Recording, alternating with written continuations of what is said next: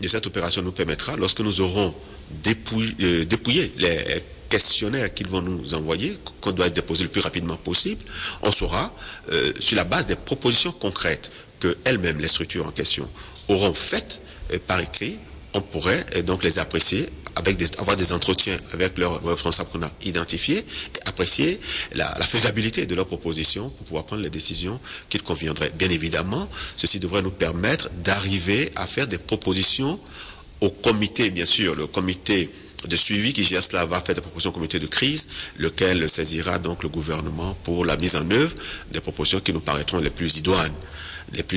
Donc l'objectif c'est bien celui-là. Maintenant qu'on a la totalité ou le plus grand nombre de ces structures maintenant, les 7 d'avant et les 40 de maintenant, certaines parmi celles qu'on a rencontrées vendredi disent qu'elles sont capables de payer immédiatement, d'autres disent qu'il leur faut un peu plus de temps.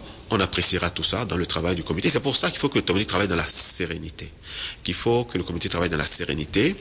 En faisant de cette question une question sociale difficile, qui a des aspects juridiques, n'est-ce pas, qui a des aspects financiers importants. Je l'ai dit, les populations sont dans une détresse. Et non politique, c'est ce que vous l'avez dit. Non, je ne pense pas que ce soit une question politique.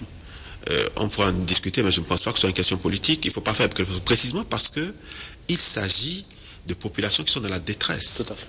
La détresse des populations aujourd'hui doit être l'élément fondamental autour duquel les bébés noirs doivent s'entendre pour chercher une porte de sortie.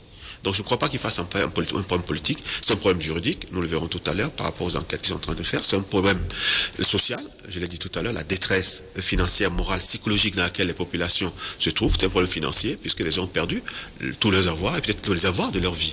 Donc il faudra nécessairement que quelque part le gouvernement aille vite dans ce que nous sommes en train de faire et c'est bien les instructions que nous avons reçues du président de la République qui s'est impliqué dans ce dossier comme vous le savez afin que des réponses appropriées soient apportées le plus rapidement possible, mais il faut un minimum de temps pour gérer tout ça et c'est pour ça que nous avons essayé d'organiser très rapidement ces rencontres avec les responsables de structures illégales. Alors pendant ce moment, pendant ce temps, les déposants, eux autres, ils s'attendent, ils ne savent pas, ils trouvent que le processus est long, il y en a déjà qui sont pressés d'avoir leur argent, et ils ne veulent même plus avoir des ristournes.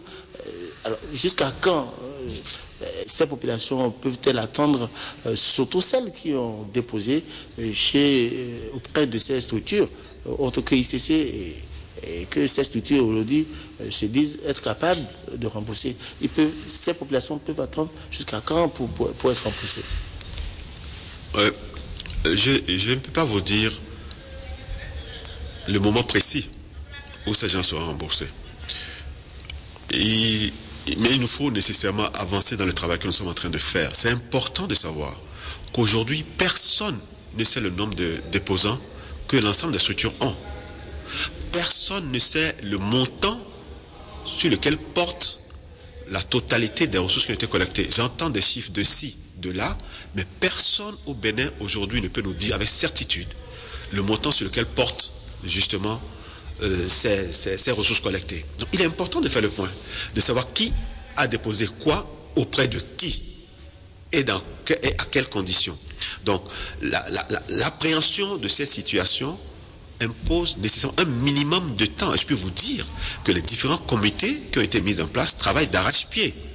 Et par conséquent, il faudra le temps nécessaire pour le faire, mais ce ne sera pas long. En ce qui concerne le recensement, par exemple, vous le savez, c'est une dizaine de jours, du 16 au 26. Donc le 26 au soir, quand on aura arrêté, on doit pouvoir, dès le lendemain, avec les ajustements et le nettoyage qu'il faudra nécessairement faire, très rapidement savoir à peu près sur combien de personnes portent, enfin le recensement d'abord, et puis quel est approximativement le montant sur lequel porte le préjudice subi par les populations et qui devra faire l'objet de remboursement en fonction des récupérations que l'on fera auprès des structures illégales de placement de collecte de fonds. Le paradoxe, monsieur le ministre, c'est que lorsque en avril dernier vous avez vous avez fait un communiqué pour mettre en garde des populations contre ces genres de structures qui sont devenues pratiquement légion, et comme le disait le médiateur, je crois, il y a 2 jours, qui sont dans l'informel, mais qui veulent faire des activités formelles, les réactions, par exemple, à Porto Novo, des populations ne s'est pas fait attendre. Nos amis de Gulf Télévision ont pu, au détour d'un reportage, ils ont pu recueillir une manifestation que nous allons regarder ensemble. Ça permettra de voir un peu quand même le comportement des populations face à ce problème. Regardons un peu. Merci. L'État a-t-il ajouté de l'huile sur le feu en s'impliquant dans le fameux dossier de placement d'argent à travers sa décision de surseoir à cette activité au Bénin? Une décision qui consiste à bloquer les comptes bancaires de toutes les institutions de placement suite au scandale financier du groupe ICC Services. C'est en tout cas ce qui ressort des cris de ces hommes et femmes se réclamant clients du groupe MIC International. Et pour le faire comprendre au gouvernement, ils ont pris en otage toutes les rues de la capitale, une marche qui a échoué à la préfecture de Porto Novo avec pour principale doléance, je cite, « laisser poursuivre nos contrats jusqu'au terme ».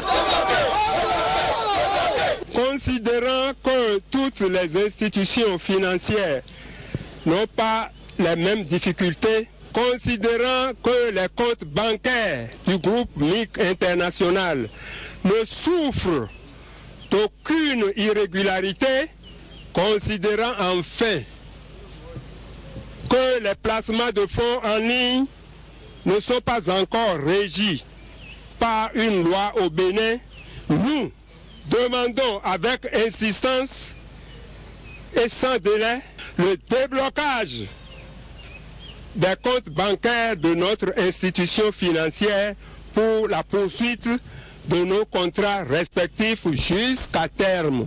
François Ouessou, préfet des départements de Lomé et du Plateau, présent pour accueillir les manifestants, s'est plutôt voulu rassurant. Il s'est engagé à rendre fidèlement compte de leurs préoccupations. Nous vous garantissons que dans les minutes à suivre, donc compte rendu de ce qui vous préoccupe sera fait intégralement et fidèlement acquis de droit. Sur ces mots, les marcheurs sont retournés pour certains à la maison et pour d'autres à leur lieu de travail. Toutefois, ils comptent bien rester à l'écoute